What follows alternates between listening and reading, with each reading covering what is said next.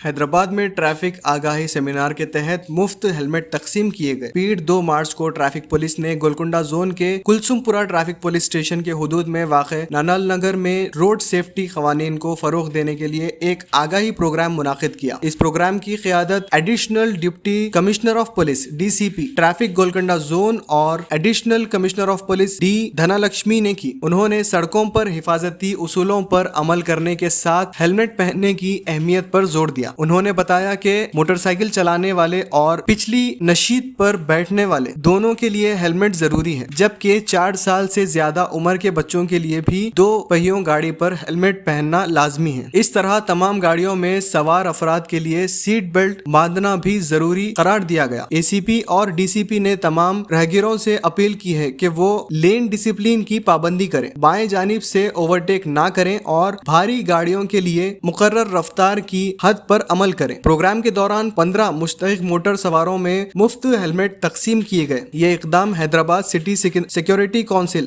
HCSC اور young India team کے تعاون سے کیا گیا تاکہ حفاظتی سامان کے استعمال کی اہمیت کو اجاگر کیا جا سکے۔ ٹریفک پولیس نے سڑکوں کی حفاظت کے لیے قوانین پر سختی سے عمل درآمد اور عوامی آگاہی مہم جاری رکھنے کا عزم کا اعادہ کیا اور شہریوں سے مکمل تعاون کی اپیل کی۔